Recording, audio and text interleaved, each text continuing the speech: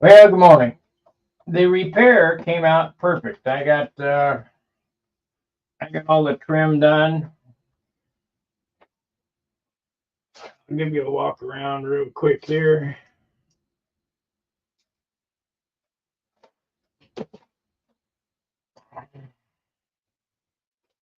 Remember, we had the big narf in the nose here. Oh, wait a minute. Wrong camera. Yeah. So let's turn to this camera. We had the big narf in the nose. That's 100% repaired. And we had holes in the leading edge here. That's 100% repair. I had some red stripe work that was bad. And of course, we had the rudder knocked off.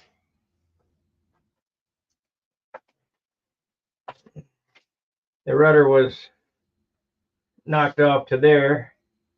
Of course, it had Viper decals on it before, but now it's got the Skunk Works decal on it. And then this spear right here was whited over or whatever. And the same on this side. So it is 100% repaired. You can't tell that it's been repaired. And I figured as long as I've gone this far and I'm not in a big rush to get it done, we'll go ahead and repair the fillets. And the fillet, if you look right here, there's a bubble layer, and that comes from getting too much paint in the fillet. So we're going to repair them and make this thing perfect for the contest season. I'm not saying that I'm going to fly this at the Nats. I believe I'm going to fly Simply Blues, but as long as we're doing it, we might as well do it. So we need to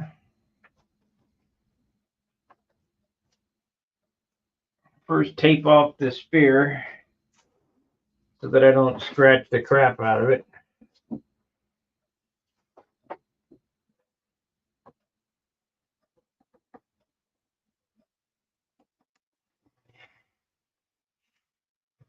I wish I had 2 inch, but I don't.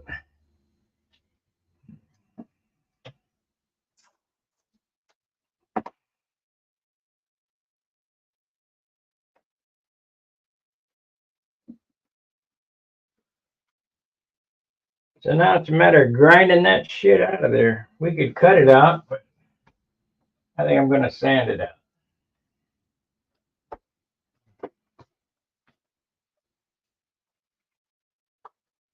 We'll try 180 first, and if that doesn't work, then I'll go to 80.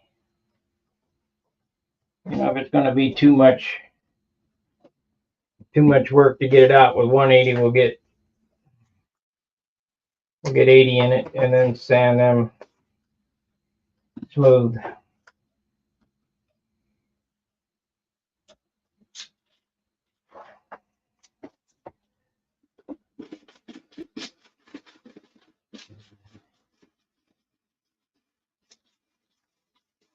Yeah, it's gonna need that.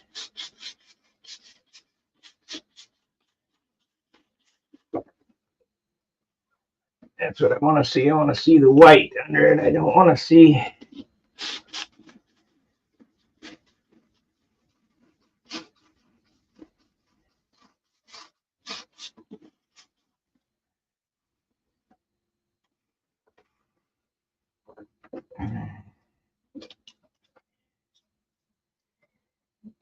I better put a piece of tape here so I don't narc this up.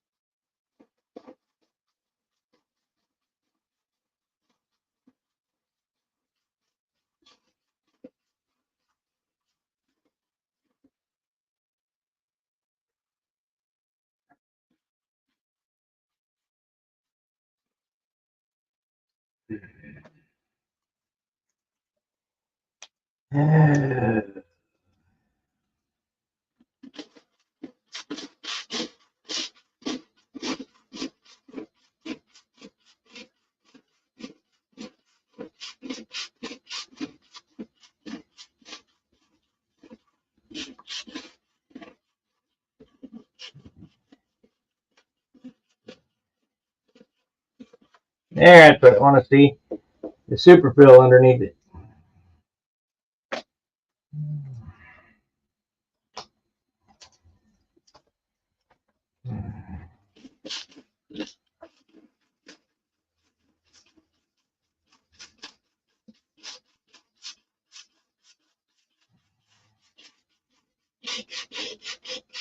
We might get to clear today.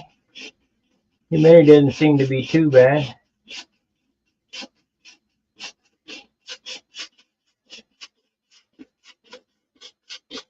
We'll get to clear and put it back together.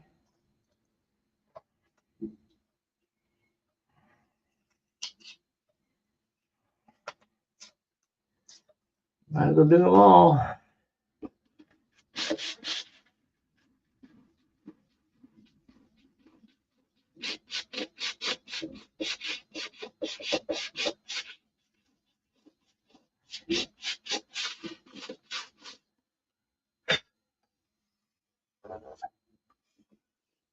Perfect.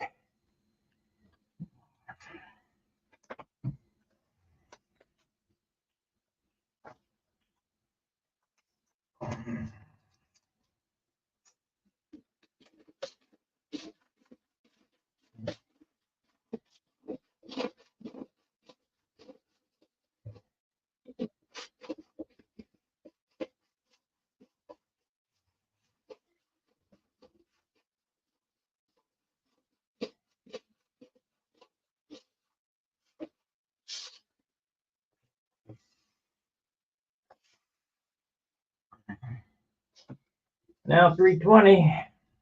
I think I got it.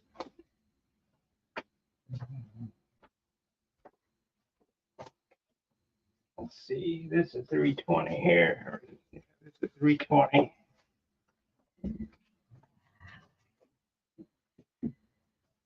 Yeah, might as well go ahead and doctor all. This is a light enough airplane that the half ounce that I put on this ain't gonna hurt it.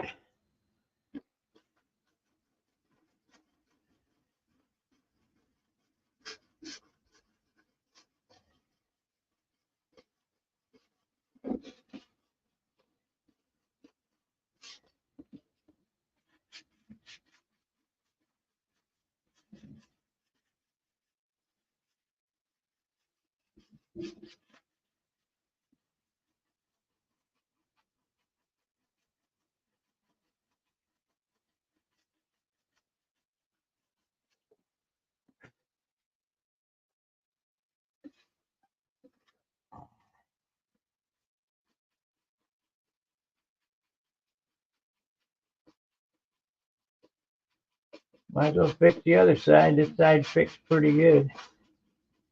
Pretty easy.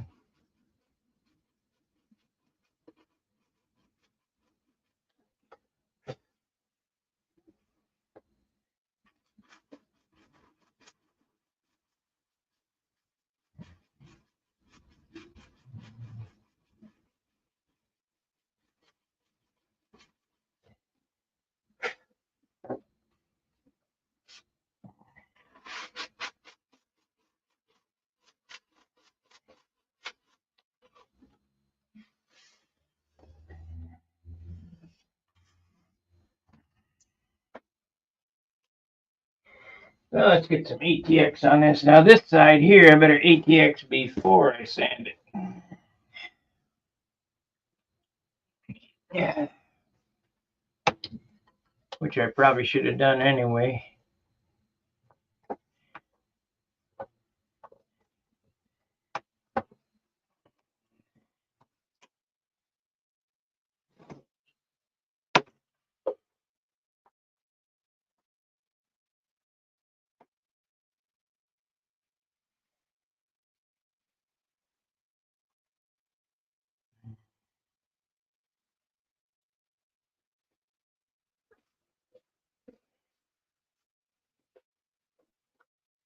Needs some more work right there. We got that out though. Yeah. Let me wipe the other side because this is the side with the exhaust on it.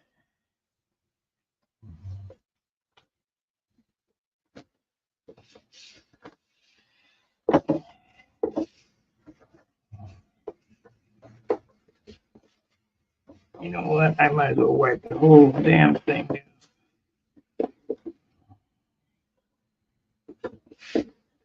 We're going to be clearing this baby anyway, so.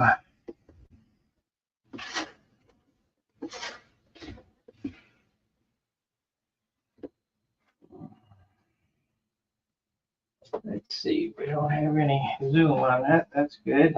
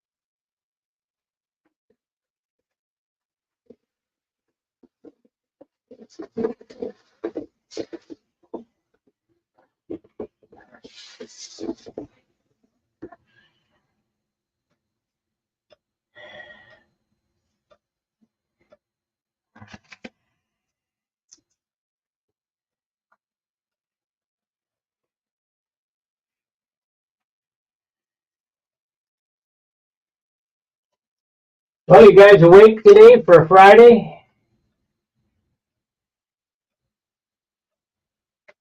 Remember, Friday night hangouts are at the same time tonight, but we'll discuss moving the time. We'll get a consensus, so what's better, because it's too late at night.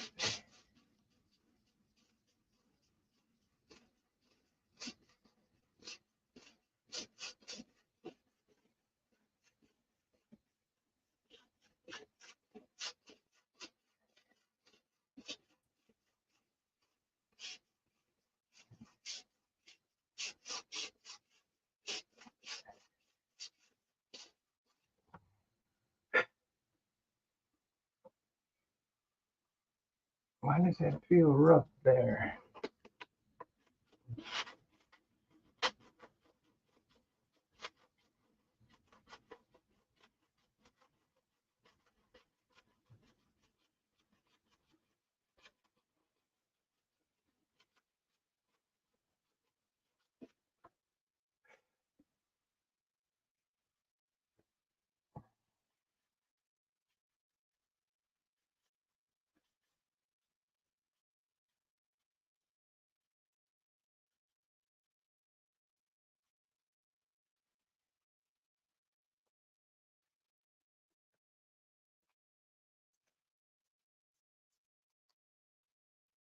See, nothing there. That's good. That's good.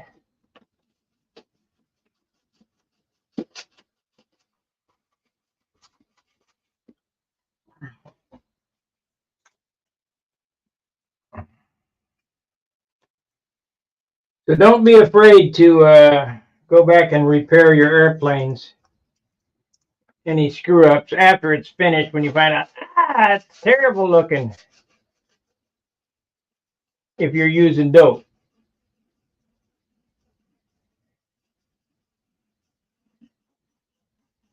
Dope is the most forgiving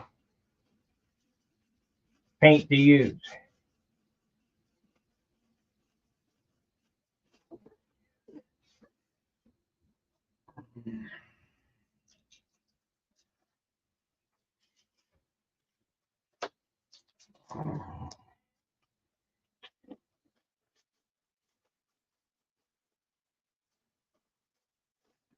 Okay, let's hit it with some 400.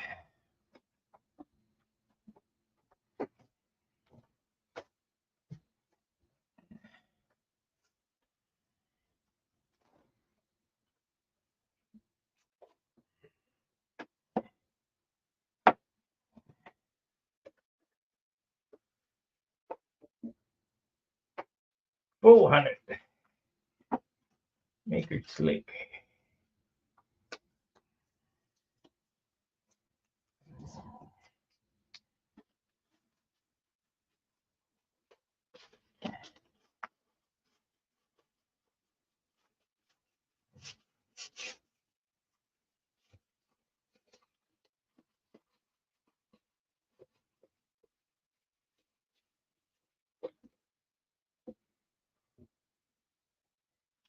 Now, the absolute best way to do this would be to shoot a little primer on it, but I can't shoot primer because I don't want it to get everywhere. So we're just going to dust, and I do mean dust orange on it, and then clear the whole airplane.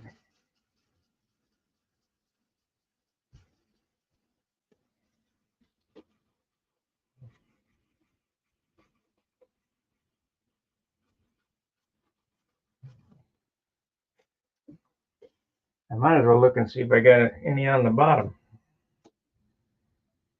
Because I learned from Jim Lynch, the airplane must be finished equally well on the bottom, or else you get dinged.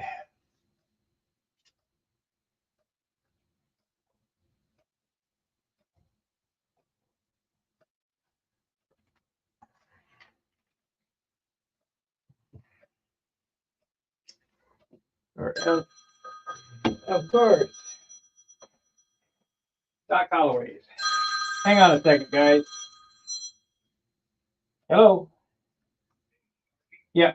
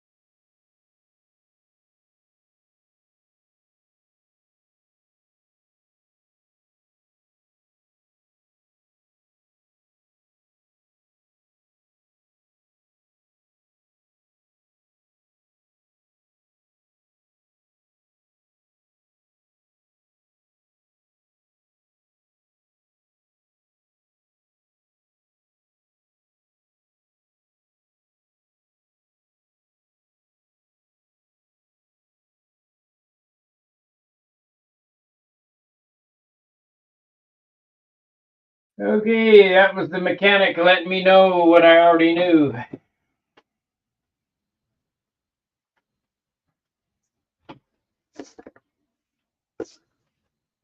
So we'll see if we get the car back.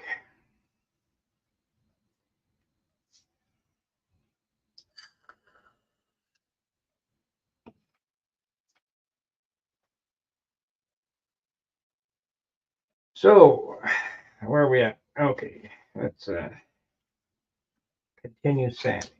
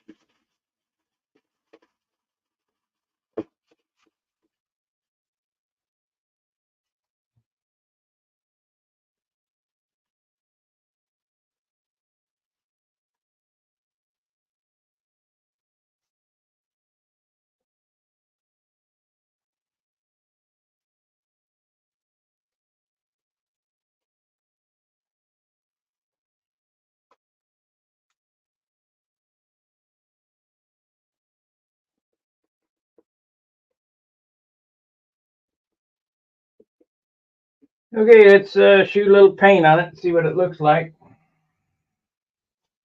Need to tape it better than this though.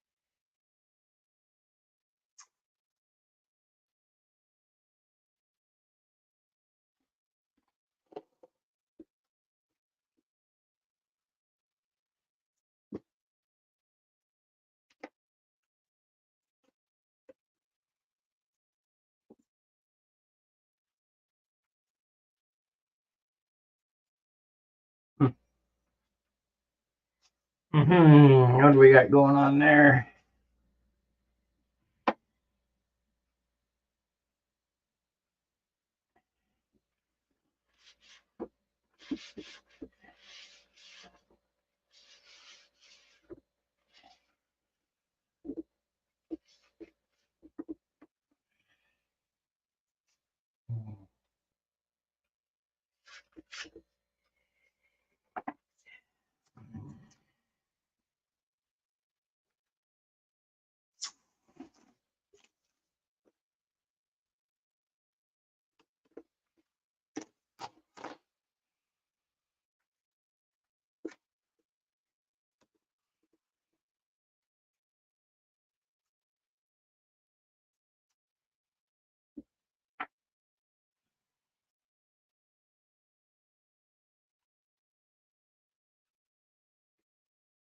Try to stay off of that.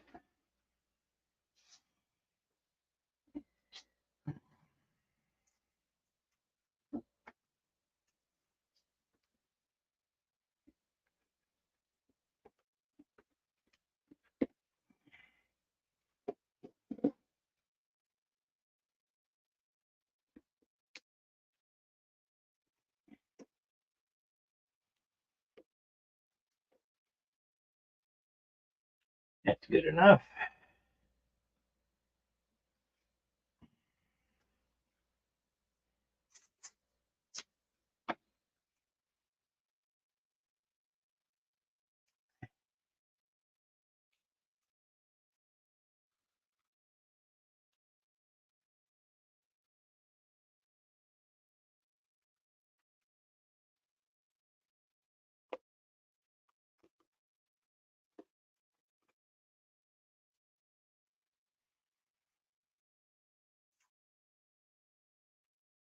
Oh, I'll get it looking great.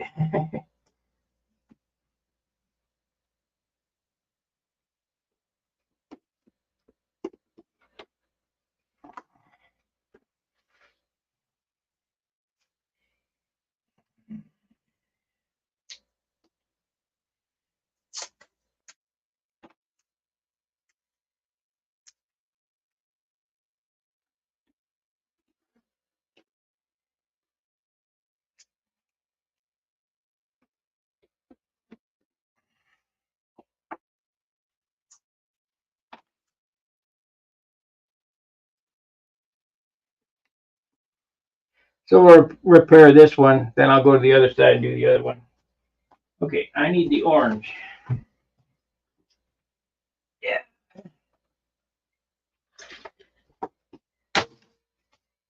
Alrighty, need to get this clean. We don't want any red in there.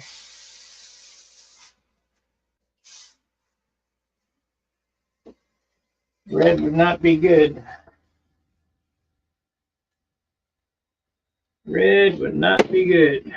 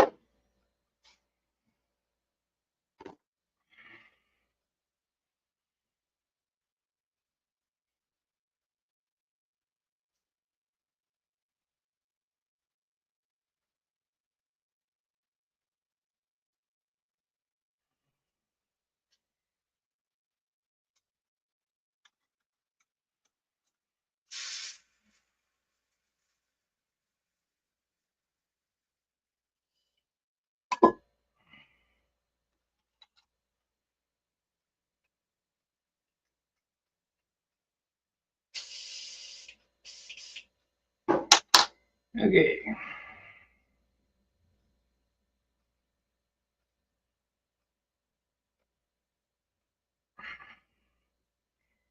Now, I always transfer, when you're doing an airbrush like this, transfer the paint.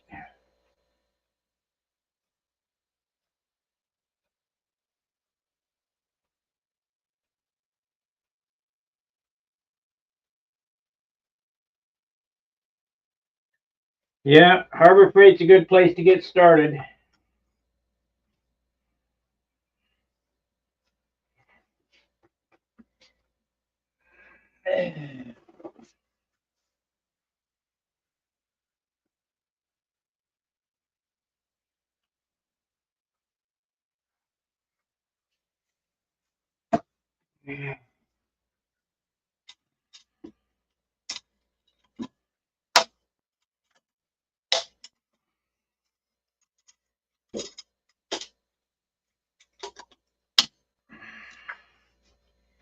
Okay, we got orange now.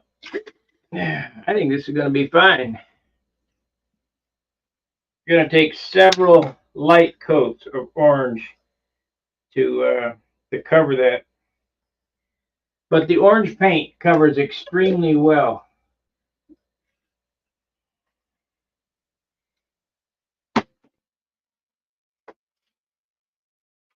And if you ever see this airplane at a contest, please be sure to check out my repair work.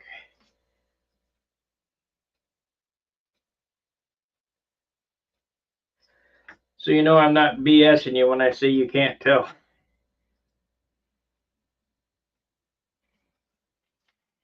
Okay, we need to get this over here.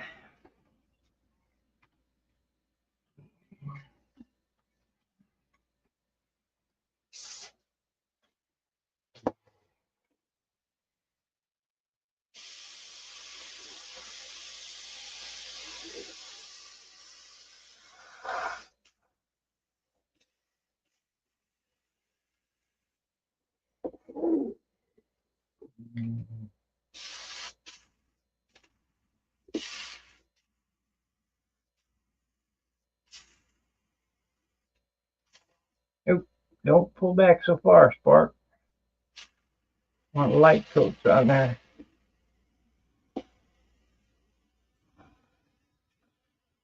Okay, we'll let that dry. Hit it again. I might have splotched it too much in that one spot there. We'll see what happens.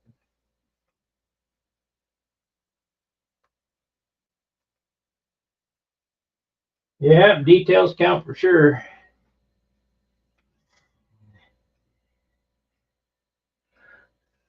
Might have to sand that again because it looks like it's, I don't know whether I got retarder in that or not. That may have.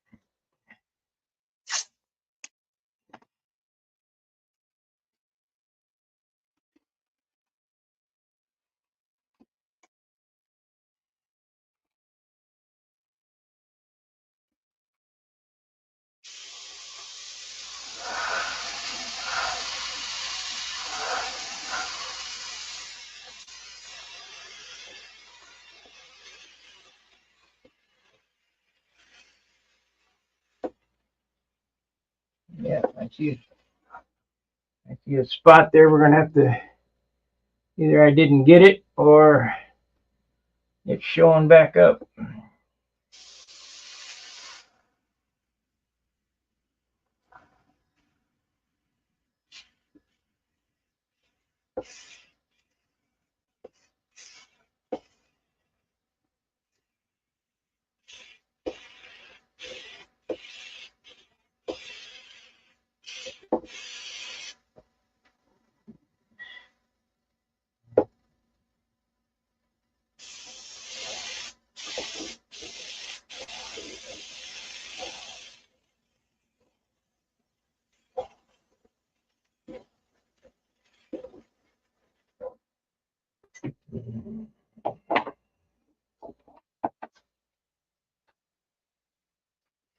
I think we're going to need to work on the other side and let this dry,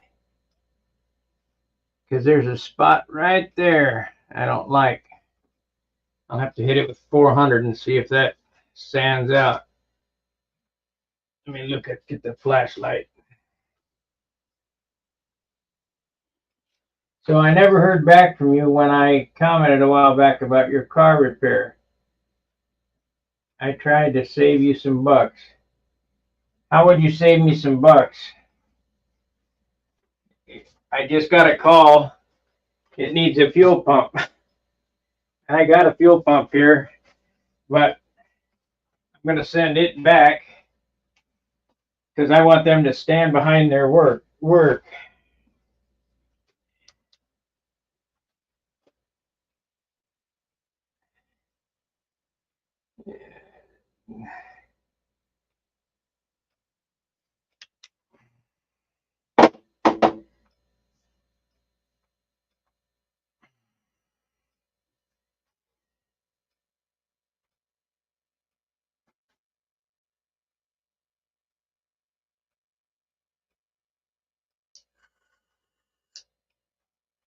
Because if they drop the tank and replace the fuel pump and it goes bad, I want them to replace it. So we're not going to put my fuel pump in it. We'll put their fuel pump in it. And I trust Doc. He's my club brother before he died used to work there.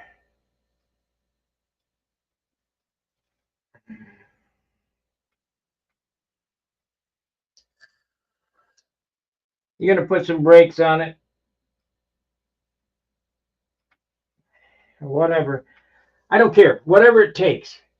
Get it done so I can travel this summer. I gotta get it inspected.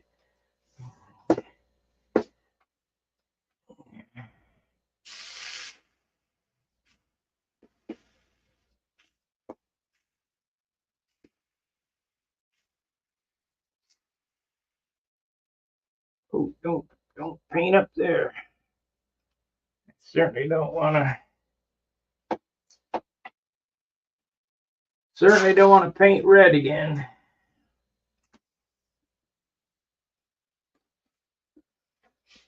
Thanks for the offer though, but I got it pretty well under control.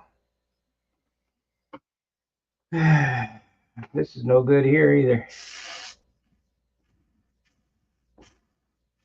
Gonna have to be sanding that, but at least I got the big ones out of it. Okay, let's go to the other side. If I keep aggravating, it'll never dry. Okay.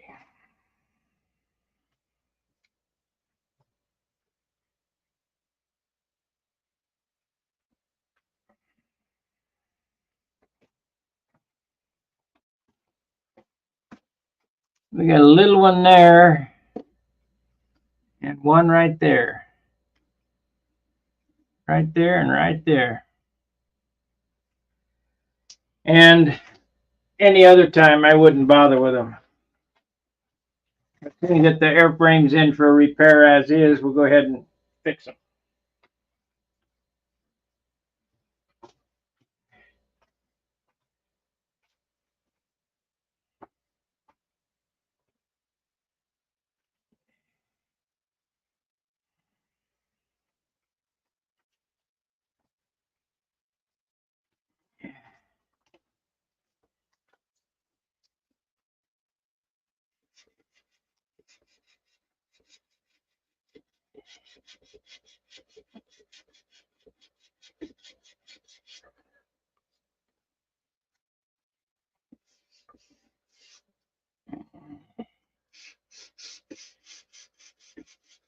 Yeah, need 180.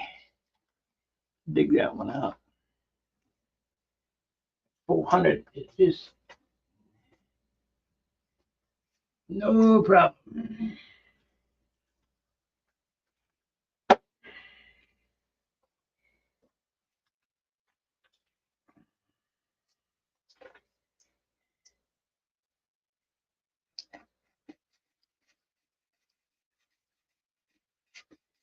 Thanks for the thought, though.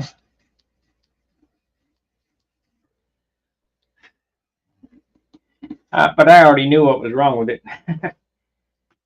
I think he's hosing me on the fuel pump. I think it just needs a fuel pressure sensor, fuel tank pressure sensor. But that's okay, as long as he's got it out. I was going to put a pump in it anyway. And if he'll stand behind it, he's going to get a GM pump. And the one I got is a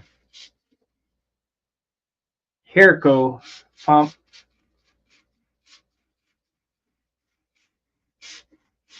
I'd rather have a GM pump in it anyway.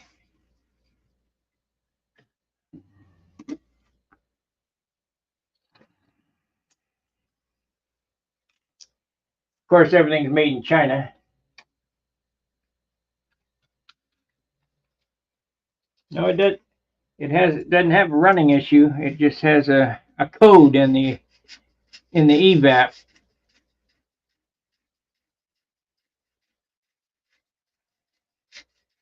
which I already knew because I got a scanner on it and the OBD and scanned it.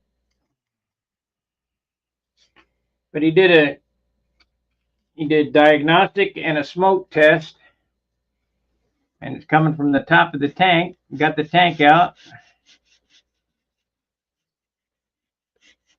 I don't care as long as he'll stand behind it, which he's been pretty good about that.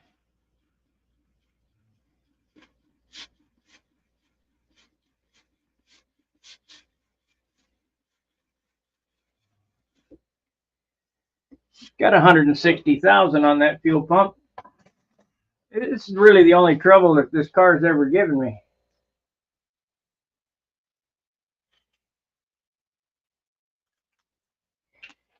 And I got parts that, see, I knew that Saturn is an orphan, meaning that they don't make them anymore. So I've been buying Saturn parts for the last 5 years. I got a whole front end. I got upper control arms, lower control arms, axles,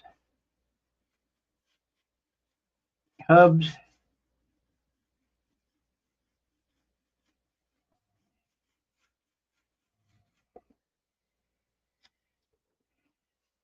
Because in my prior life, that's what I was a mechanic.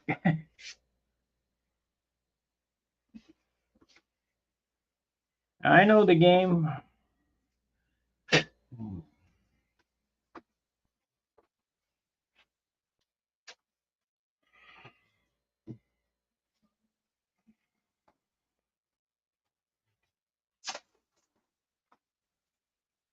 I know the game.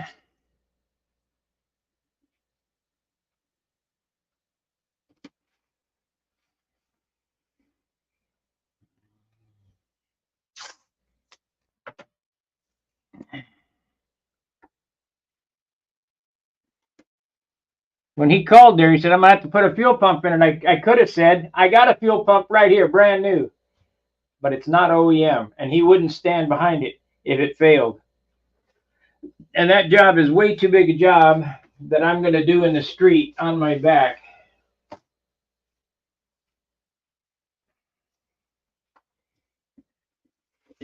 When I used to do fuel pumps in Harleys, they bring it to me and they have a full tank of fuel in it. At least I was courtesy to this guy and only had about 3 gallons in it.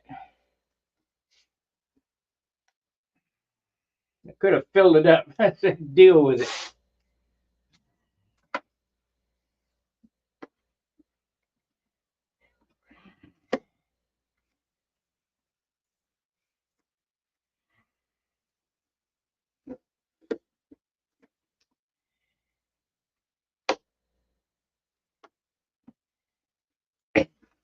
There we go. That'll do. Do you guys see how I'm doing the brakes in this? I took the tape and I turned it back on itself so that any overspray that went inside there kind of just feathers out. There's not going to be a hard line. And I did the hard line on the trim line. Just as a body man would do on your car. They go to the door line, they go to the wheel well, they go to the quarter panel. the drip edge.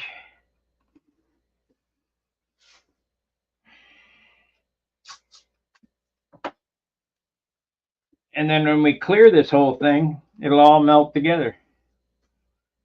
It'll be absolutely perfect. Except for that one spot there is bothering me. Ain't much I can do about it till it dries.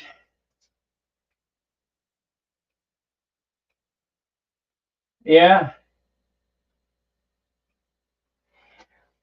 I got the factory service manuals. They're too big. Now I'll show them to you.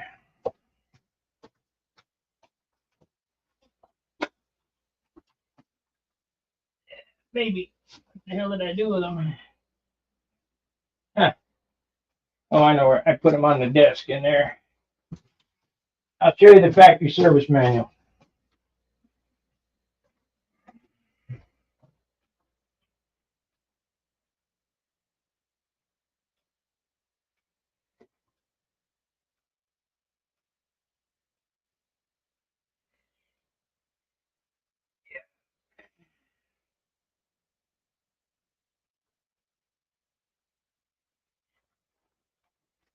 I'm going to turn this other camera on because I don't want to hold these over my airplane.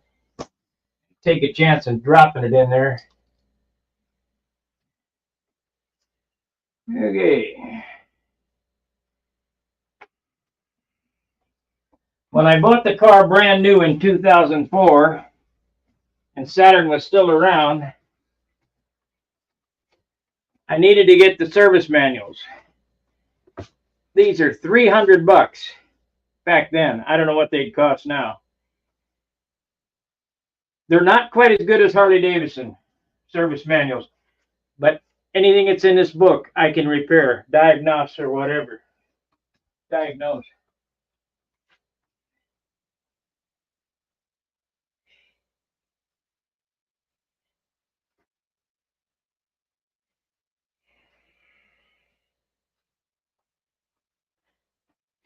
The funny thing is when I bought that car,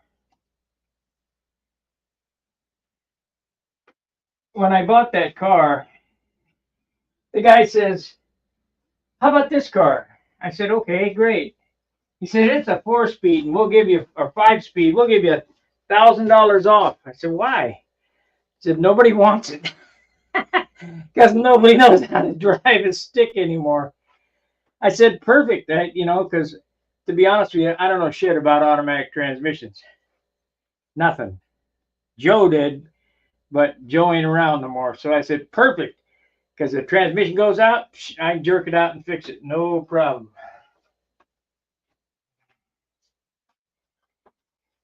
So,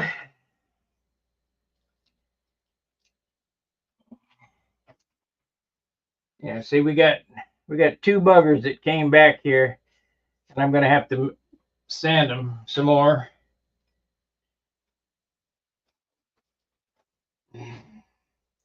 But I got to let this paint dry. Oh, that smoothed it out pretty good there. I could get away with just fingering it down. No, that one there needs to be dug out. This one here, yeah, we'll just sand the whole thing again. We're using orange as the primer.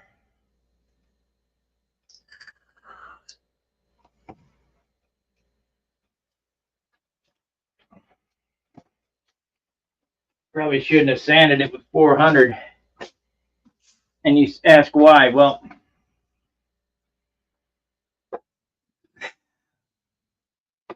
Superfill is a super hard product. Super hard. Not quite as hard as epoxylite, but it's super hard. And I don't believe dope has enough chemical in it to make a chemical bond to the dope. So it needs to the superfill. So it needs a mechanical bond. The optimum mechanical bond is 320, not 400, not 600, definitely not 1200, 2000. So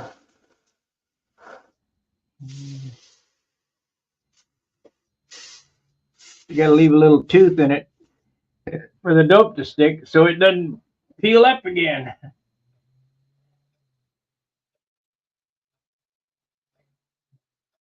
Yes, primer would help. I do agree with that. I did not use any primer on this airplane. That's why they're light. Uh,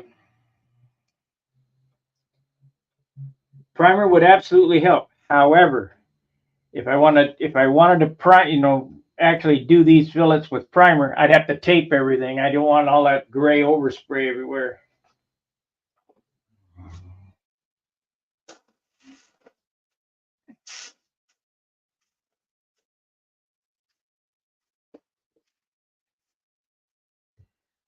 Let me explain how this works on fillets.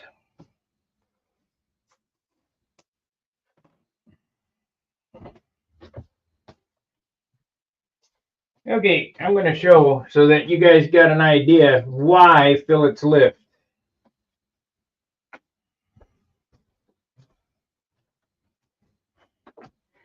Imagine this is the wing and this is the fuselage right here. So this is the fillet right here. So now we're going to paint it.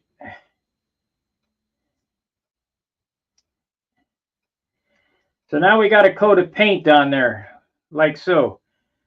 Well, up here, this is the fillet right here. Up here is dope and silk span. Down here is dope and silk span, but there's none of that here in the fillet because that'll just lift up. Well, the tissue and the dope are always shrinking, always, till the airplane crashes. It's going to shrink. So what it's doing is it's tightening up, and as it tightens up, it lifts out of the fillet.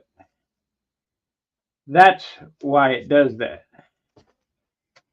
So the optimum trick is don't paint the fillets. And I'm going over it with an airbrush here, so there's not a whole lot of paint going on it. Because otherwise, if I were just to slam down a thick coat of paint on there, yeah, it looks good for now. But as it's shrinking, pop, it'll pop right out. And you'll find that it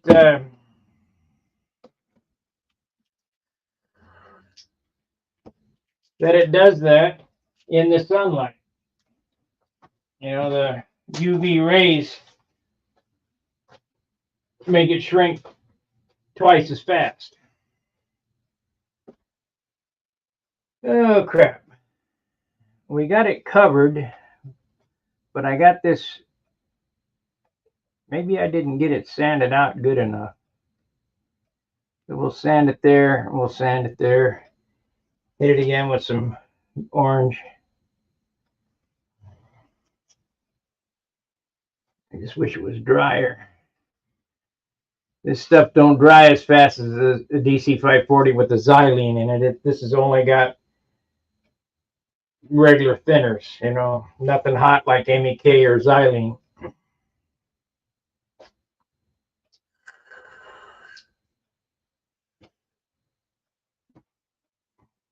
If you're going to paint, what the hell is this? All this dust up here. Oh, just dust. Good. Sanding dust. If you're going to paint a spinner,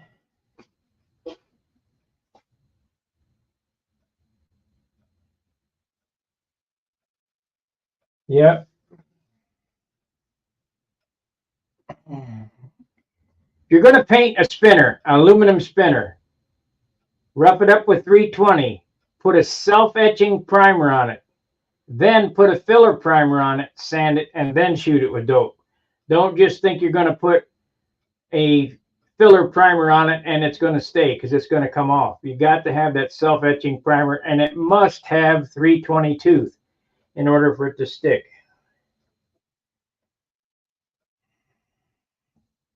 Even if you got zinc chromate, it don't stay on that good either. We always used to take a Scotch-Brite flat disc, buzz along where we're going to paint on aluminum on an aircraft, take it down to bare metal, then shoot zinc chromate on it, then a self-etching primer and then paint it with epoxy.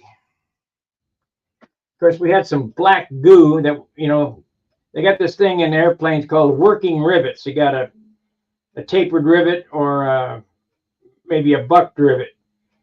And when you paint over it, if you see the head cracking, it's turning in there, so it's working because of the flex of the airframe.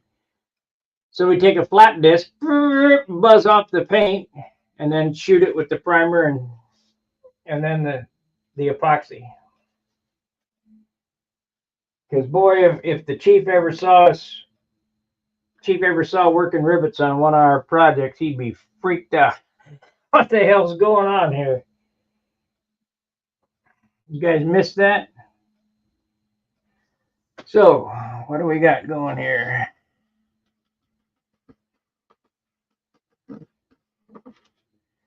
The nice thing about dope is that it dries so damn fast, especially this new Randolph stuff.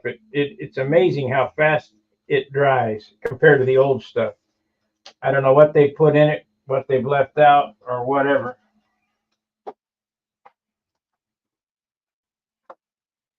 Let's see, do we have this fixed? I think another coat. We'll try that and see if this side's ready to go.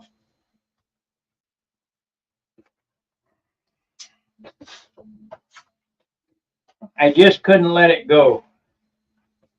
I just got to thinking about this. I've done all this work, and why would I let it go with bubbled fillets? That'd be stupid.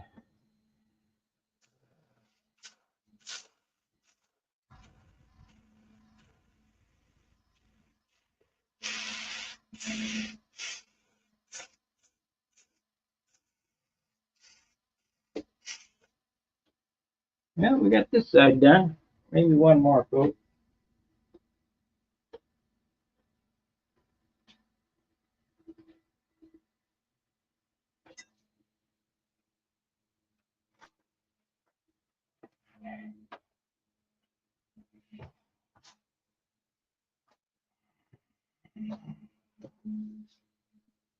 But we got to sand on this side. There's just no way around this. Where's my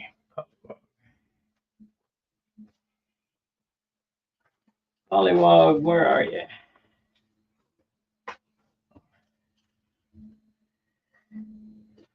Good afternoon, Terry.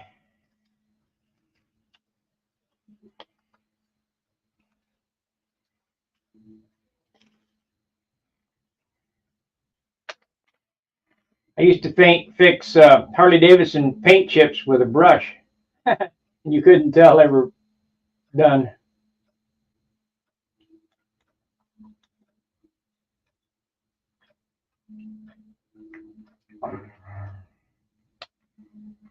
And the Viper what?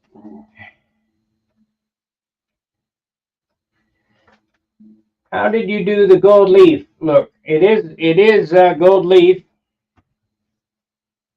If you've been following my channel, you know that in another life, before I was a mechanic,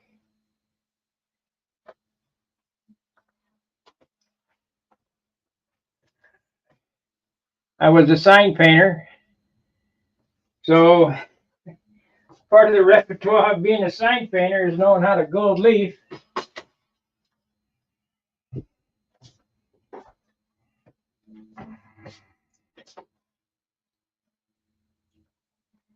So far in my life, I was a glazer. Actually, let's go back a little farther.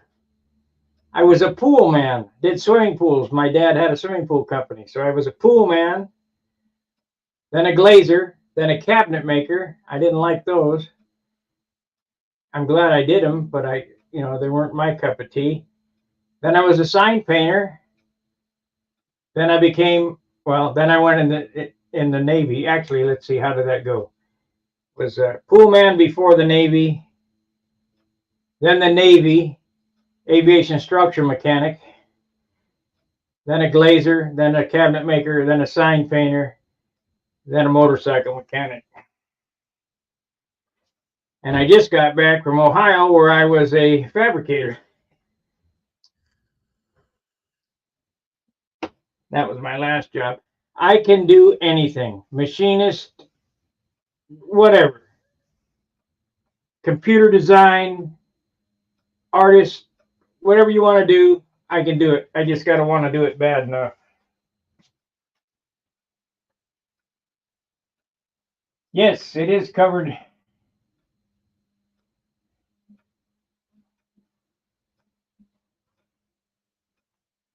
If you go back and look at the Monado series, there's a gold leaf made easy, and that's how these were done.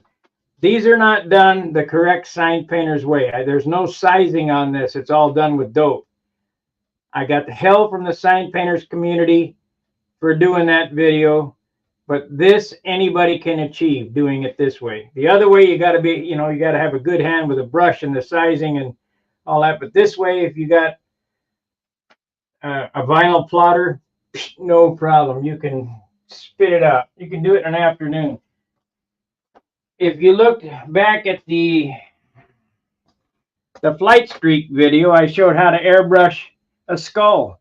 Real simple. You take a frisket, stick it down, you go on there, and you're done. It's real simple. 15 minutes I did a skull.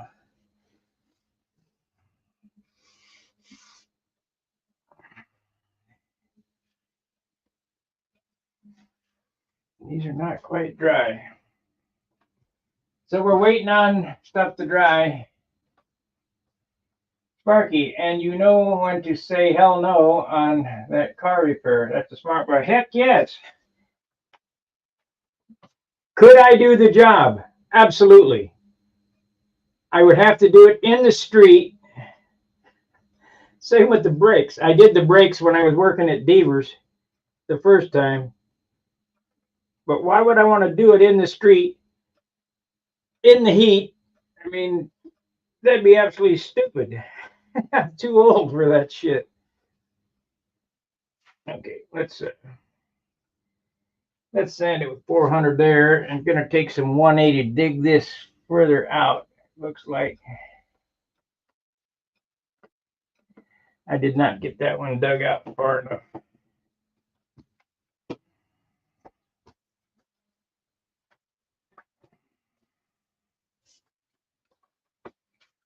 I was gonna have them do serpentine belts, spark plugs, brakes, everything, and a new hood latch cable, and maybe I got shifter cables too, because they're feel like they're getting stretched. But I'll do them myself. I could do them in the street. What the hell happened to my polywog?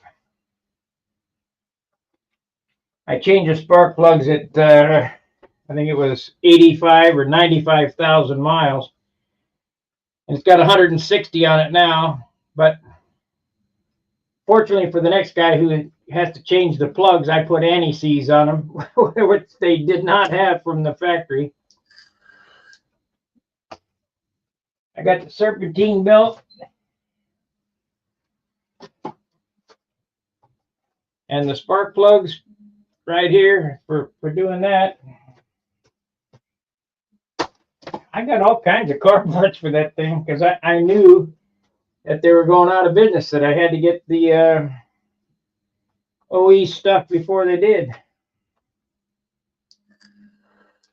Where is my polywog? Oh, it's right there, up on top of the ATX. This is 320. We want 180. We're going to dig that out.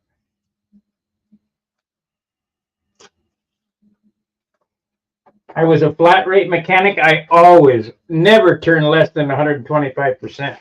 Never.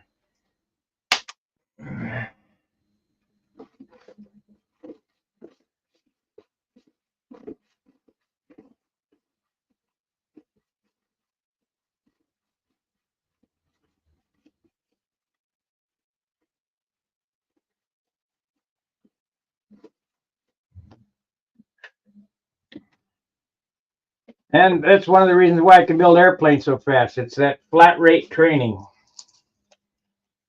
The book says an hour, you need to be able to do it in a half hour. The only thing I couldn't do to the book is replace any single wire, 2/10. No way. No way. Used to have to call the factory and say, hey man, come down here and show me how to get this harness off the motorcycle in 2/10, let alone replace the wire. Asinine. Yeah, it would take 2/10 if the harness was sitting on the bench.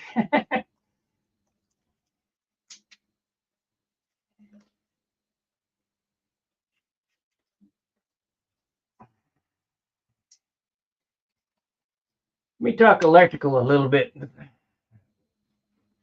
The biggest problem I ever had in Harley-Davidson electrical, somebody down in Mexico where they made the harness wrapped the TSSM wire, that's turn signal security module wire, around the hot wire. And as long as the motorcycle was inside the building, it would start and run. You'd take it out in the parking lot and it wouldn't. So I bet I had 2 weeks finding that problem. I got paid for it though. We made the factory pay on that, and of course that was factory time. That wasn't customer time. But the factory paid because it was a mistake from Mexico.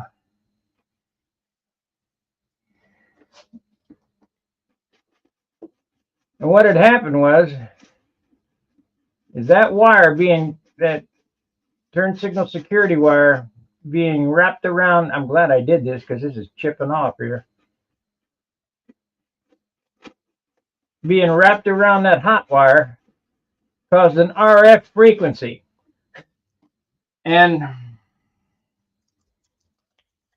the halogen lights we had inside the building in the shop, they were great big long bulbs with a great big end on them, blacked out that RF frequency and allowed the bike to start. And how I found that was, and it took some time, is I went from the right turn signal right straight to the ECU and bypassed that part of the harness, took it outside and it ran. So we knew there had to be something, so I cut that harness open. They sent us a new harness and I put that on and fixed it. But I cut that harness open just to see exactly what was going on. I guess the Mexican was asleep when he laid that harness out. The access to the spark plugs is easy. It's coil packs on. It's a 2.2 Ecotech engine. Access to the spark plugs is right on top of the motor. Take the coil packs out, down on top of the engine. Can do the job in an hour, if that.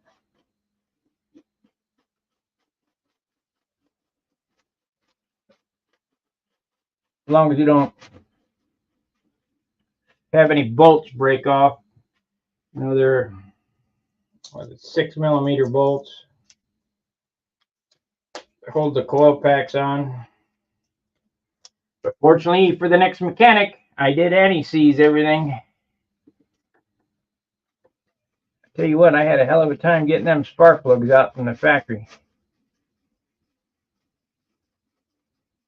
So, and it says in the book, every 100,000 miles. Well, it's kind of like the transmission. My 5-speed manual transmission uses automatic transmission fluid, 1 quart. And it's supposedly, you never service it. Well, I know better than that shit. And that's according to that big book I showed you. Not necessary to service. Well, I changed it at 100,000 miles.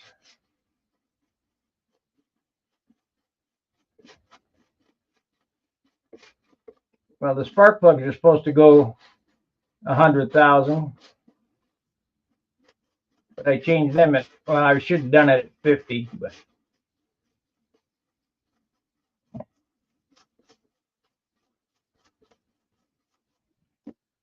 And when you put new plugs in it, the computer has to relearn the pattern. Runs like crap for the first 25 miles.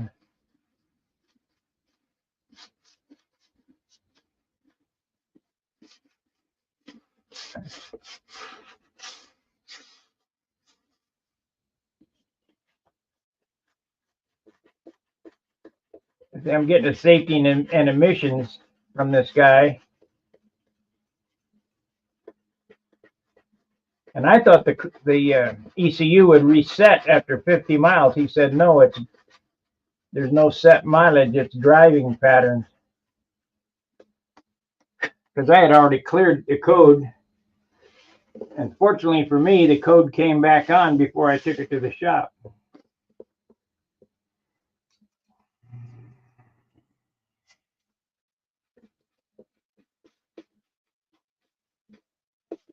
I think $268 for diagnostic and smoke is a little ridiculous, but like I say, as long as he'll stand behind it.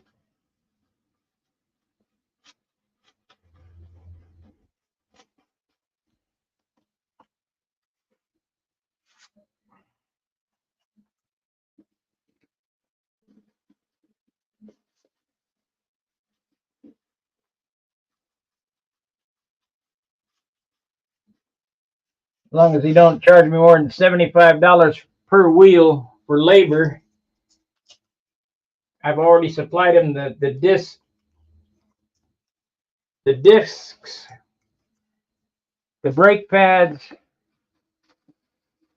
the wheel cylinders for the rear, the springs, the drums, and the shoes that are in the back of the car. So as long as he don't charge more than 75 bucks a wheel, I'm okay with that. But I want him to do tie rod end, whatever it takes. I told him do whatever it takes. Because I don't want to mess with it for another $160,000.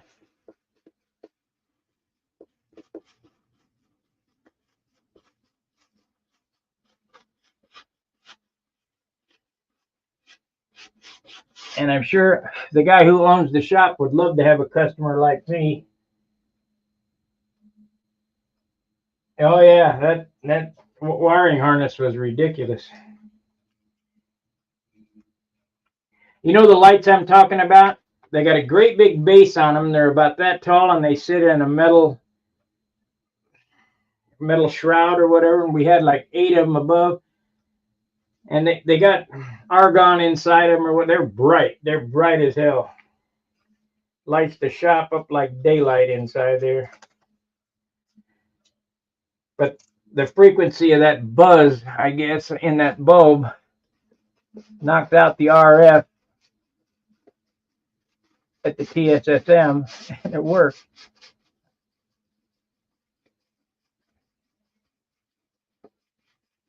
We had to argue with Harley for a while to get him to pay me, but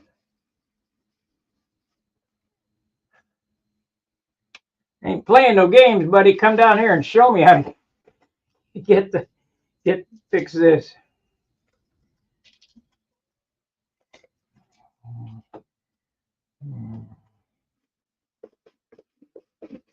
Back in '99, when the twin cams first came out, and we were doing big bores with high lift cams and high tension springs, they would always knock out the cam bearings. So they had a cam bearing replacement kit, and that was part of a service bulletin that came out, and every bike got a cam bearing replacement kit. I said, I called Harley, one of the guys that I knew up there at the factory. I said, hey, you want to put this ball bearing on the drive or on the secondary side and the roller on the drive side. How about if I just put roller bearings on both sides and eliminate this ball bearing? Because ball bearings don't have any side load capability. Because we were putting springs in them. I think from NASCAR. They were pretty stout. He said, if you can get it to fit, you can try it. Okay. So used to take 3 bearings to make one, but well worth the hassle. Because if I'm mechanicking on something, I only want to do the job once. I don't want to see it again. Not for that problem. Never again do I want to see something.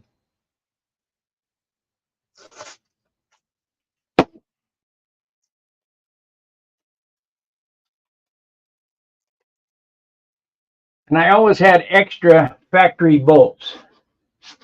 You know,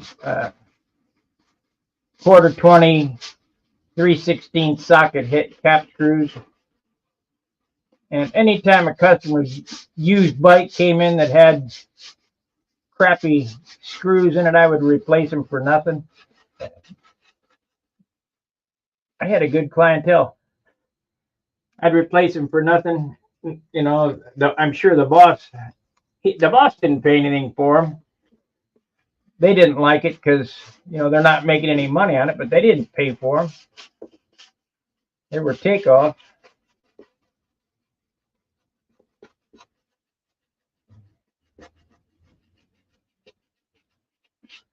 But that was customer service, and I had a big clientele of guys that would always ask, I want Sparky to work on the bike.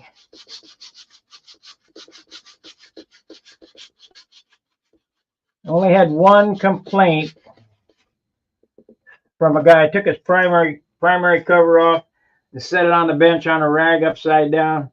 And when he got the bike back, the derby cover was scratched. Well, bikers are crybabies. I said, hey, I didn't. My boss said, hey, if you scratch something, you got to tell us. I said, I didn't scratch it. So parts department gave him a new derby cover. Put it on. 2 weeks later, he comes back and apologizes to me. Told me, you didn't scratch my primary derby cover. I did. At least the guy had the guts enough to come back. Wore a chain around his left boot. And that chain scratched his derby cover. Almost got me fired. I made him go up and tell the boss.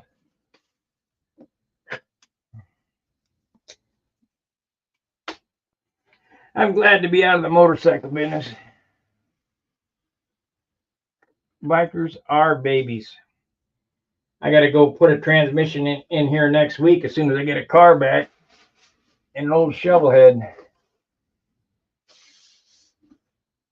One of my old customers.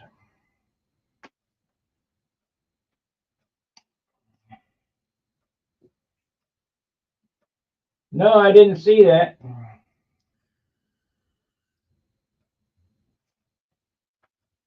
I think it's really the power supply, but the bulbs I suspect was the problem, not the bulbs themselves or whatever.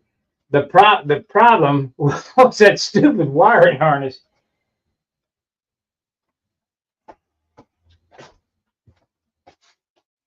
But the funny thing is, it would start under the lights and would not run outside. You couldn't bring shit to it. Okay, let's see if this works. Thanks for telling me, Phil. I'll call Eric and say, hey, man, you guys going to give me another deal on this stuff? Send me a shirt that fits this time.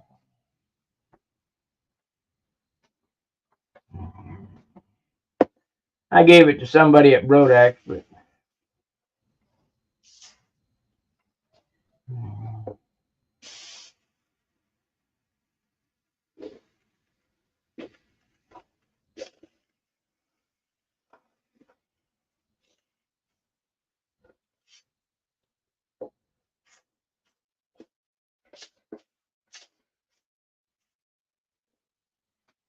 okay, wait, give it another coat. I don't know how many times I'm going to have to do this, but I'll do this until it's perfect.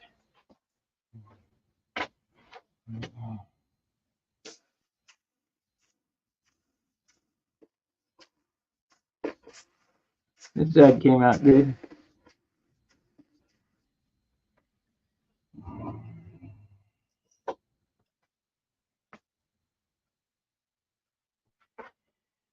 Yeah, it was bizarre, all right.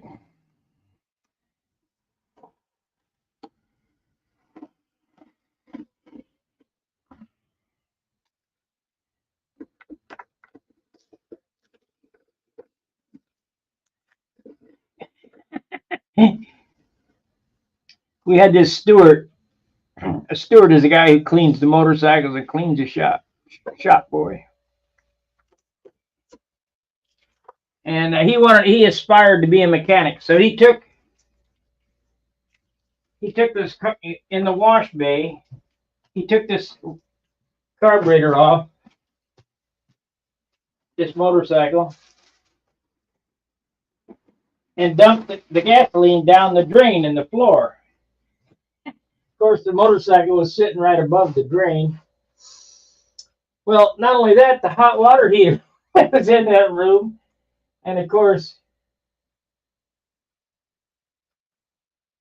yeah, they help us out. We got discounts on there, so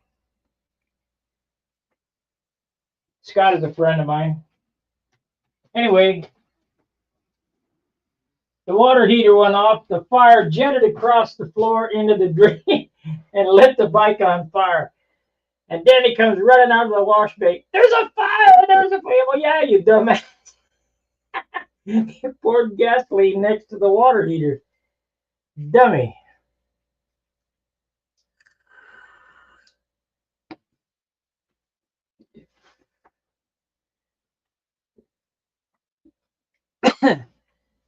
Give me a couple seconds. I'm going to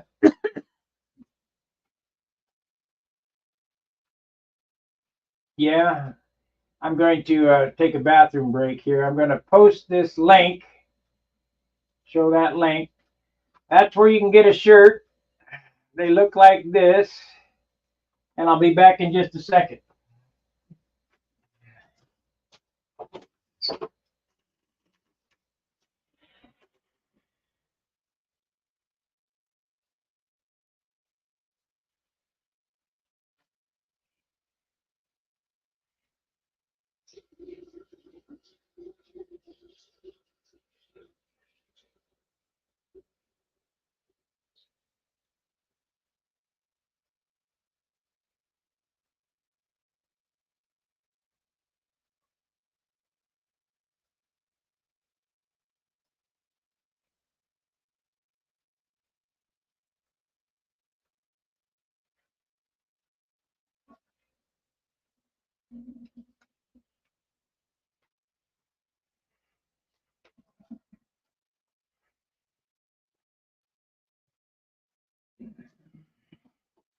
My days of mechanicing are done.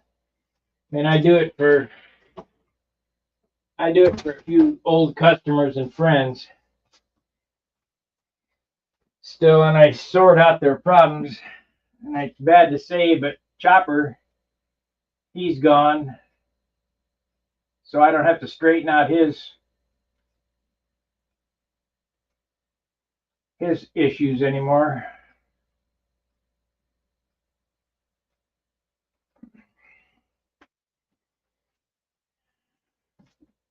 Chopper was a 50s biker, and he had a hell of a time transitioning into the 2000s with the TSSMs, the ECUs.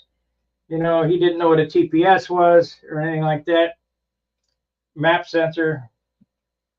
He had no clue.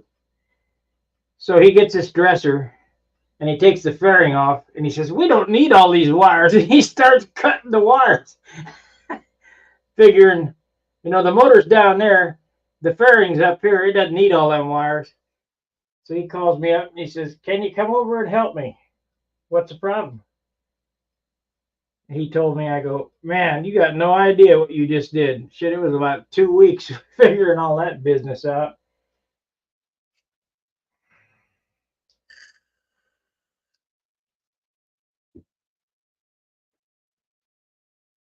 All my bros are gone. I think I got 2 left. The new guys, I don't even know them.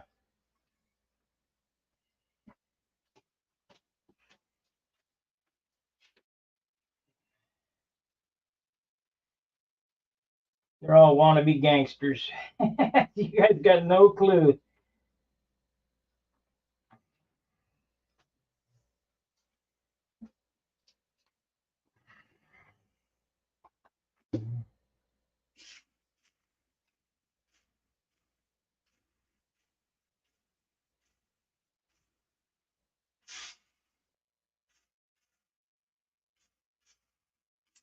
That looks pretty good.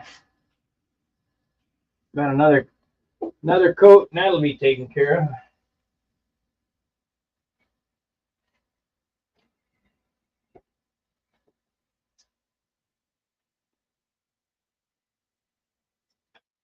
Well, if you listen to this channel very long, you know I got a bunch of stories. All goofy stuff.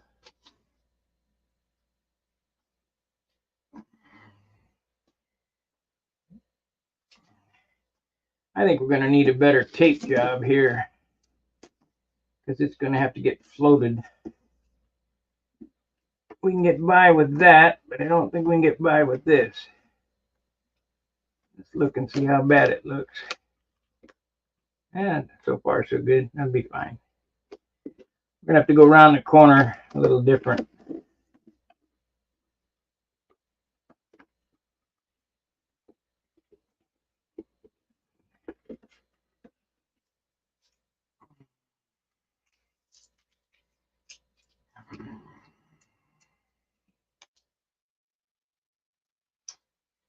Yeah, these letters were done like I showed for gold leaf for dummies, and then this around here, the black line around there was done freehand.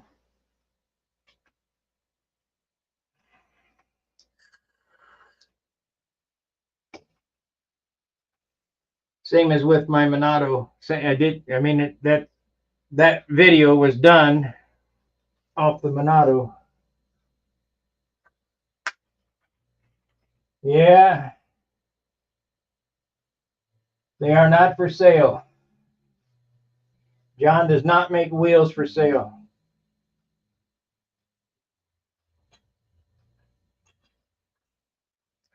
If you gave him $100 a pair, he may give them to you, but there's way too much work in them.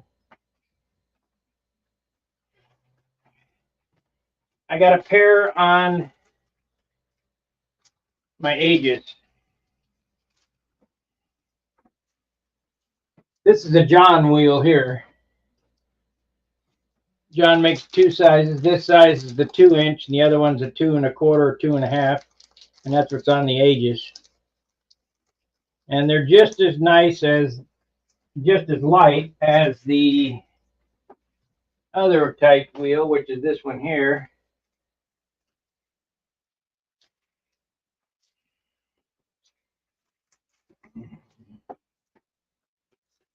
MCI wheel.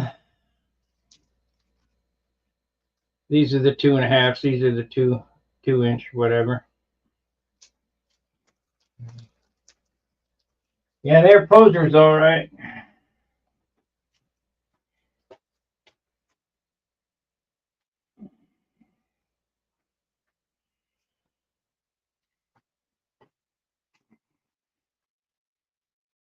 Yeah, so far so good. I think one more coat and we'll have it.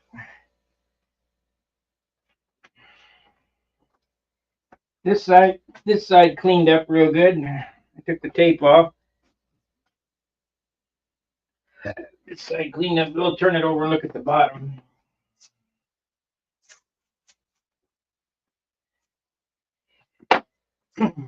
Matter of fact, the mechanic Doc that I took my car to, we were talking about No Show.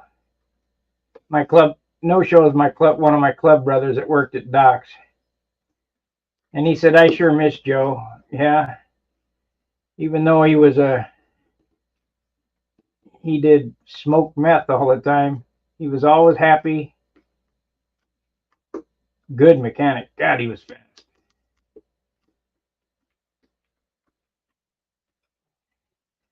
He's the only guy I ever seen change a head gasket without taking the head off.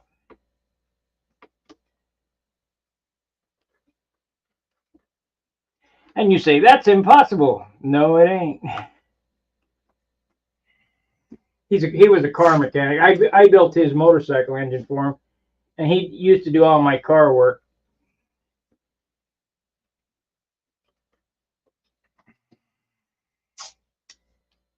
But he's gone. So in this area, it's just me and Dog that are left.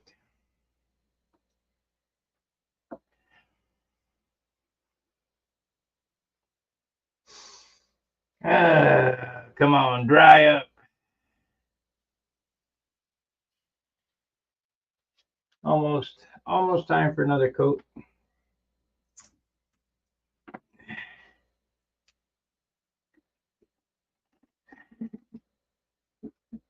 Everybody, his funeral was huge, man. Everybody loved No Show. There must have been 3,000 people there, 3,000 motorcycles.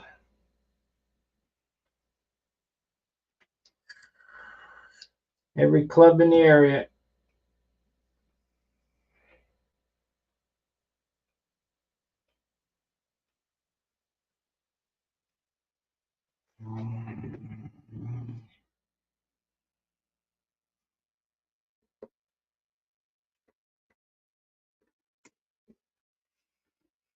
You bitch.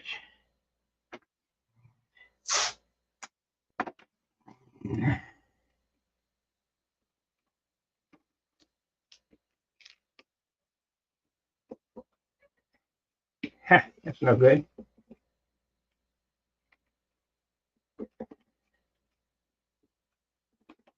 There we go. Even though I ain't painting there, I want to protect it.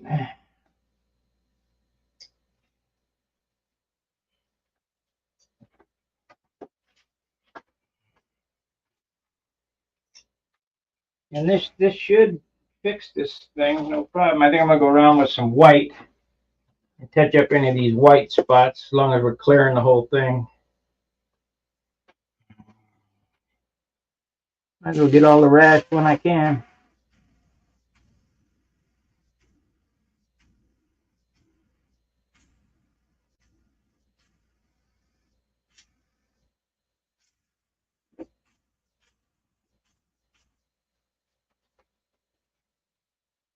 I still can't. Why does it look shadowy there?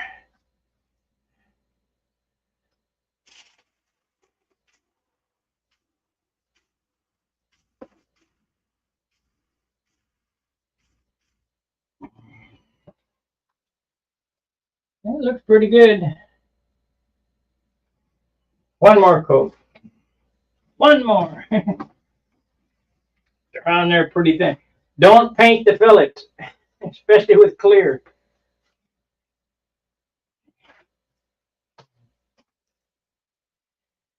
Yeah, the story for that is he'll tell you I'll be there at 9 o'clock tomorrow. You may not see him for a week at 9 o'clock.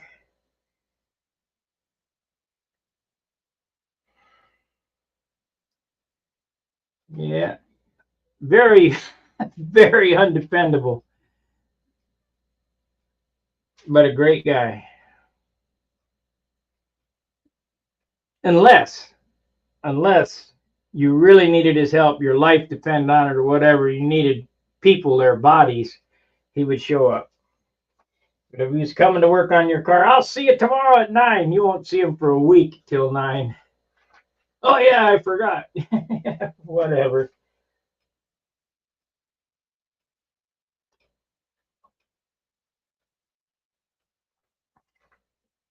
And the reason for that was he was such a good mechanic that everybody wanted him to work on his car. And there's lots of cars. And it's kind of like when at the end of my career in motorcycles, I give up. You know, you can't. And bikers are babies. You just can't make them happy.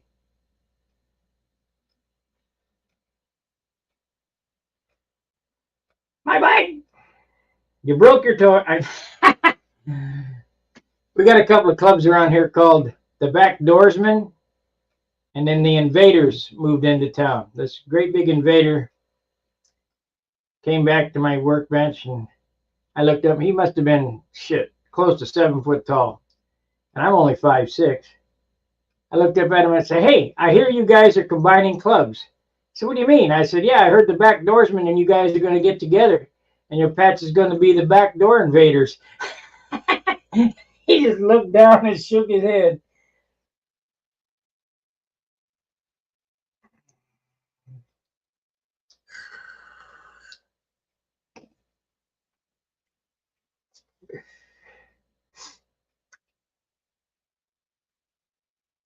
It was also real funny. We had a black club come down from Chicago, Sin City Disciples.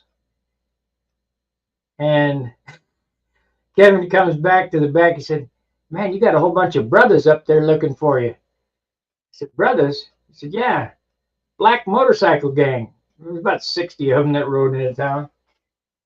I went up there, talked to them guys. "What's going on?" I've been over their clubhouse and partied with them. "Yeah, you got a bunch of brothers up there looking for you." "Oh, okay."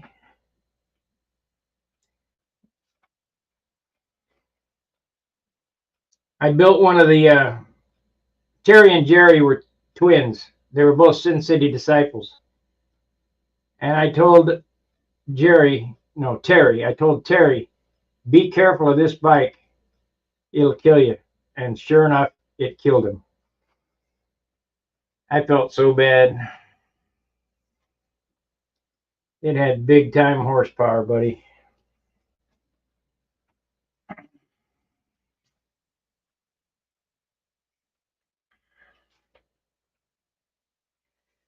A modern day FL Harley Davidson chassis, the frame is designed to go no more, the frame geometry is designed to go no more than 100 miles an hour. And if you start pushing them up any faster than that, because we were building big bore stuff, they get squirrely. They float.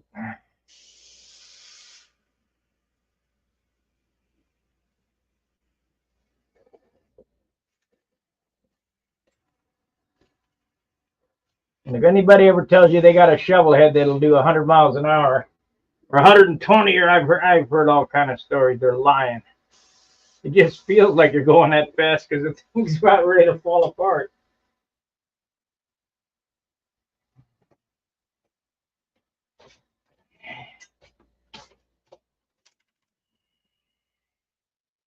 Yeah, it was up to 110 miles an hour, and I shifted into fourth gear.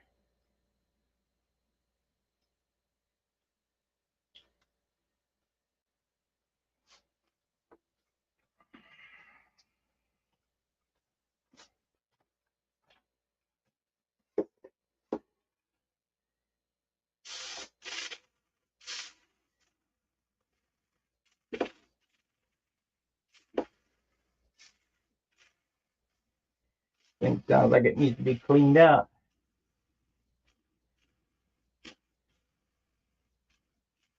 Well, I think I got it. What do you think? Does it look all right? Take off the tape and look. Of course, it needs to be color sanded and then cleared, but I think that'll do it.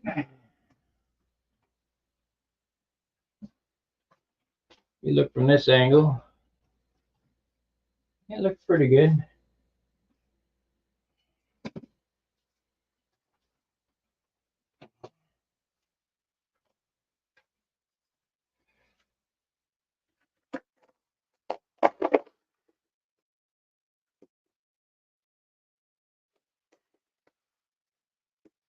Don't stick your finger in the paint. Shit, I got a little spot right there I gotta fix. We'll leave that on until I get that fixed. There's a spot right there. How did I miss that?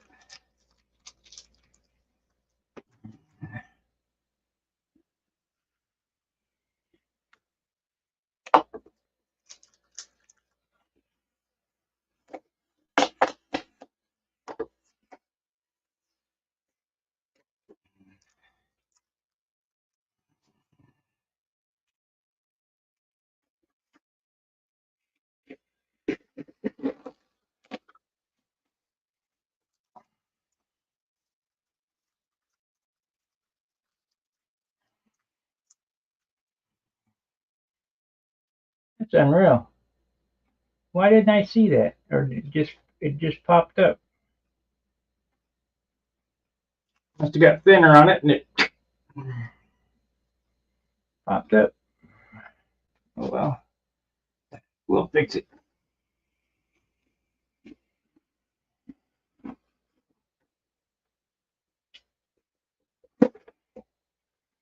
Don't try this with crap masking tape. Get good 3M automotive masking tape. Yeah, it's expensive, $5-6 a roll, but it'll save you in the long run.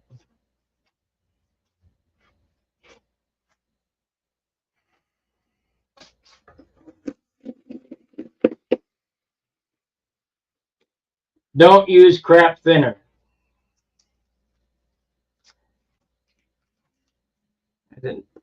3608S. That's made by DuPont. That is not a substitute for Randolph thinner. It is not the same. Yeah, Randolph thinner is $55 a gallon at last purchase. Might be more now, thanks to Biden. But you can be assured that when you put Randolph thinner in Randolph paint, it's not going to haze up. It's the right chemical composition. Got some overspray there.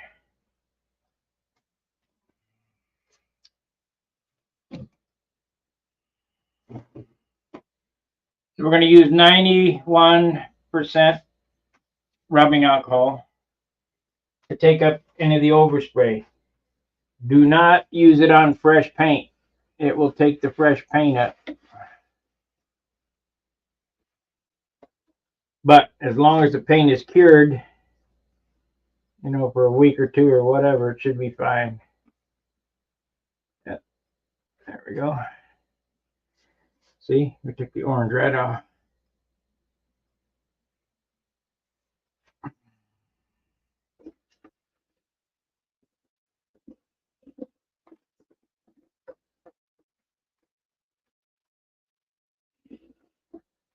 Get the overspray here.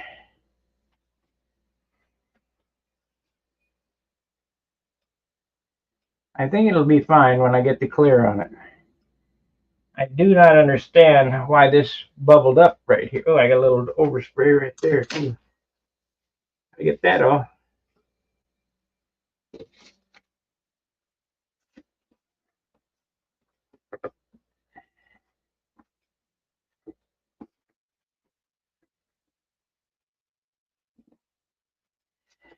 There's a little tiny bubble right there. Size of the head of the pen. I don't know if I'm going to mess with it or not. Yeah, if I don't, it'll bother me. So we'll wait for this to dry. I mean, if I left it like that,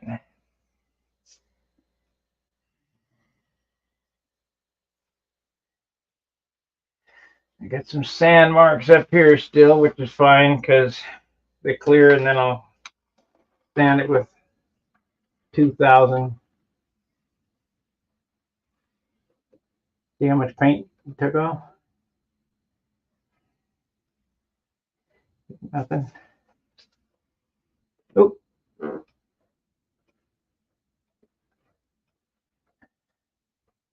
Oh, got some on the white there too.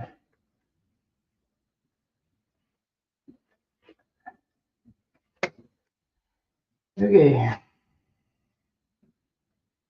Oh, we got anything here? No, that's all good. So in an hour and 42 minutes,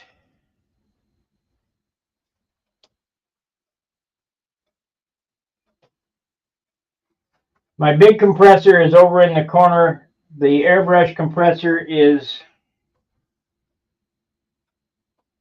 this one right here. Let's see if you can see it. Yeah, right here. Got a tank on it, probably half a gallon tank.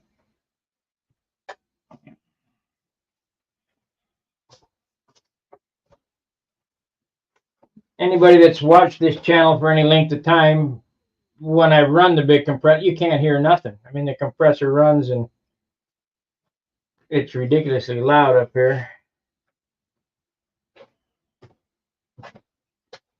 And of course, I'll run that when I shoot the clear on it. Can't use that little compressor for clear. Moving too many CFM. The airbrush, I think, is about 15 pounds.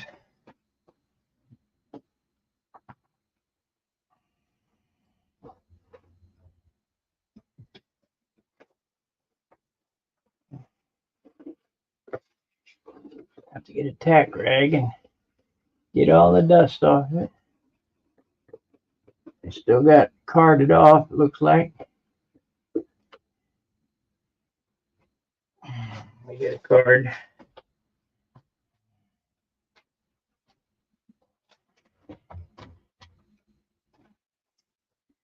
We need a card. What card will we use?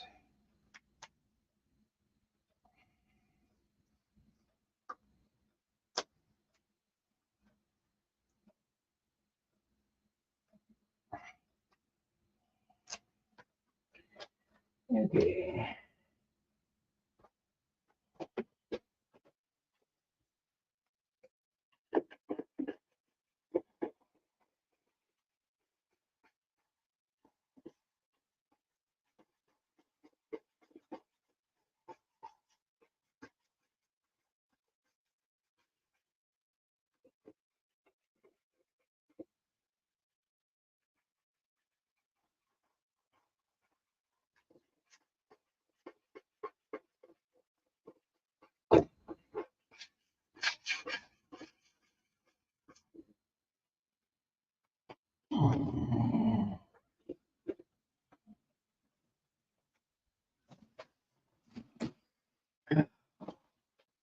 Damn cameras.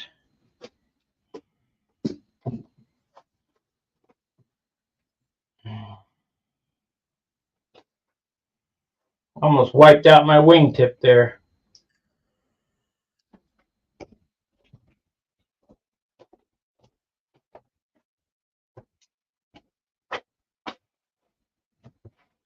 This side turned out perfect. Perfect.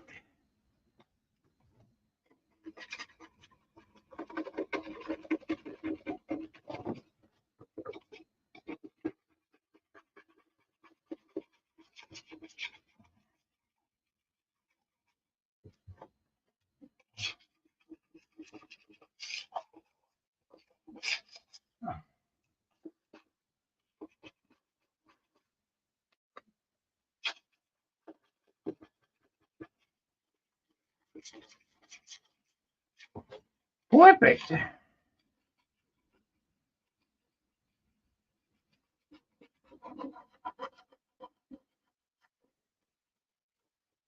Make sure you do this when you do trim, because it leaves a little ledge on it,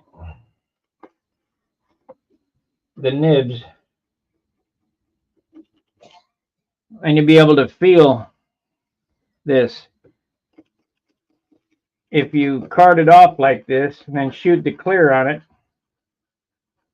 2 coats, and then sand it, and then another 2 coats of clear, you can't even feel that. It just melts together. But you gotta card it.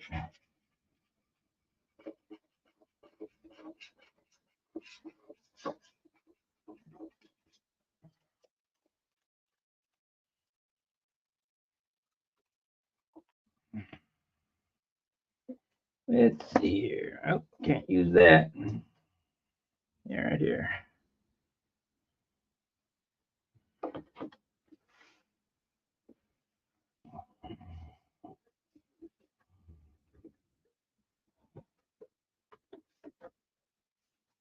You see how this red is starting to shine just from rubbing on it? You don't have to put clear on anything. The dope will shine if you rub it out.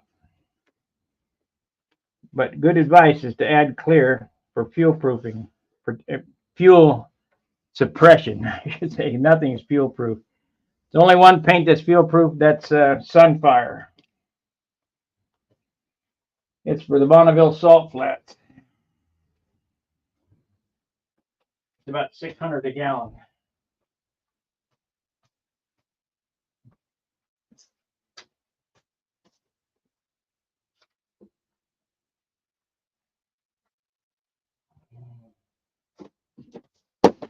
Come on, you.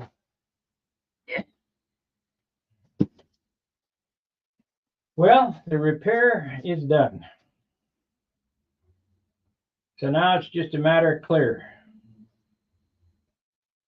So tell me, guys, can you tell that that airplane was crashed?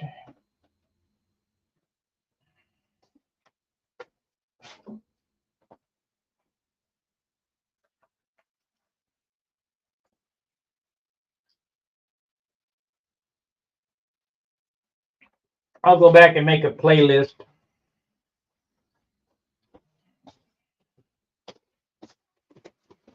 of this crash repair, because you know so many guys who fly crash. So you better learn how to fix them.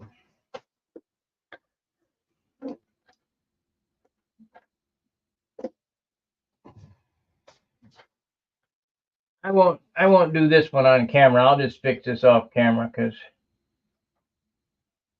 I'm sure you're pretty bored with this project.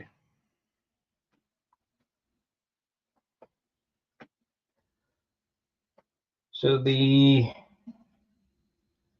attack for this airplane is to let this dry, wipe it all down, get it on the paint stand, shoot a couple coats of clear on it, sand it. I'm going to mix up a quart, which is actually half is a pint with a pint of thinner, so you got a quart. I'll put another pint of paint on this, clear. Should add another ounce to it. Hopefully. You know, Kenny Stevens says, I said, how much clear you got on that airplane? A gallon. How much did that add? An ounce. Your ass. 6 ounces. Maybe more than that. Let's see, you get an ounce for a quart for a half pint, and there's how many half for a pint? There's 8 pints. That's 8 ounces. Gallon of clear is 8 ounces. Any way you cut it. Oh, you sand it off. Your ass.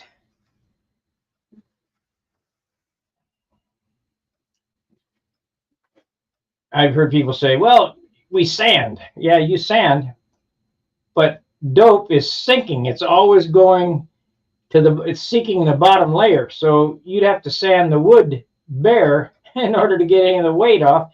And I'm not sure that would get it all off because it's already sunk down into the wood.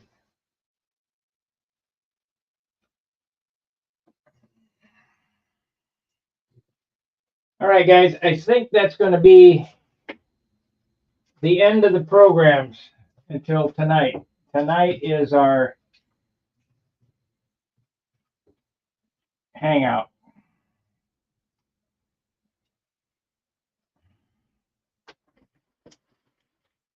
And the format is a little different without Charles running it. It's me running it. I'll run it for the first hour and then turn it over to somebody else to finish up.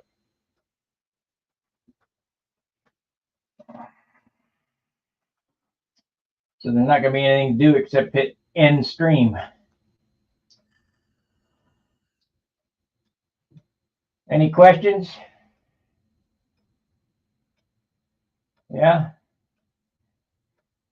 I haven't drank in 33 years. And I am thankful for that. I'd be dead. No drinks, no drugs, 33 years. June 11th, 1991 was my sober date. About the time this design came out. Matter of fact, I probably designed this airplane when I was drinking.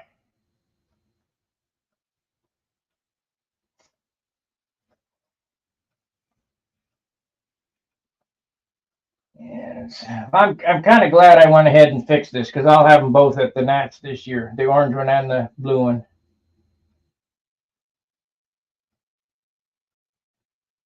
There's a big Tom Warden influence in these airplanes because I always loved his work.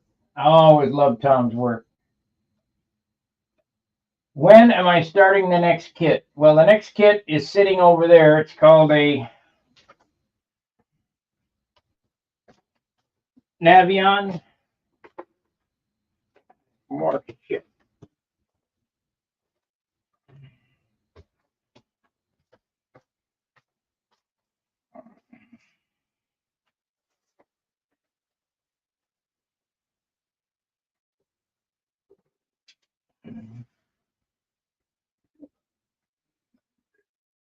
There we go. That's the next profile airplane we're going to do.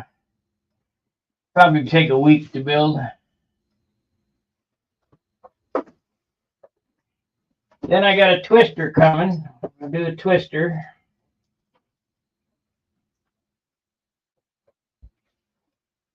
I don't know.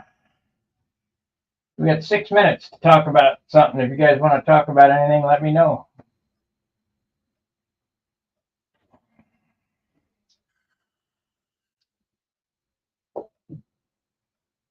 Be giving those airplanes away. I'm going to give the flight streak away. And give that one away and give the twister away. I used to give kits away, but I never saw one built, so I'm going to build it so somebody will fly it.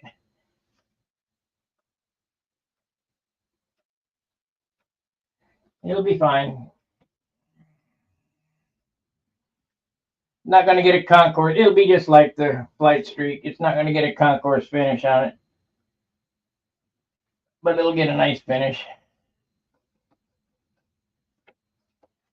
I like this airplane. I don't know why guys like Simply Blues better, but okay.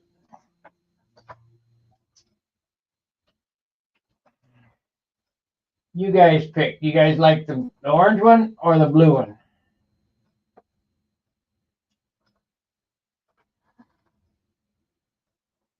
I have not flown the flight streak yet. Been too busy with cars and the weather's been bad. When we did go flying yesterday, Steve had to come get me to go flying, so I'm kind of at his mercy. If he wants to fly tomorrow, he'll have to pick me up because I don't think I'm going to have a car. But we'll see. I'll know in the next 5 hours.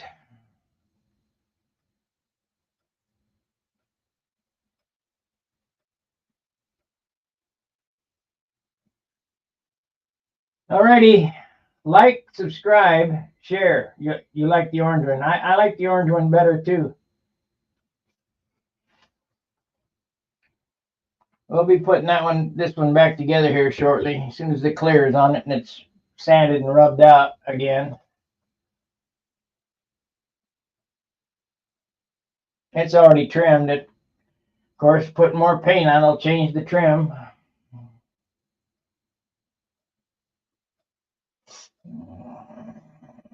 Well, we'll see. I'm going to have to use the 8-ounce tank in it instead of the 6 because I can use the 6 in another airplane. That's all right.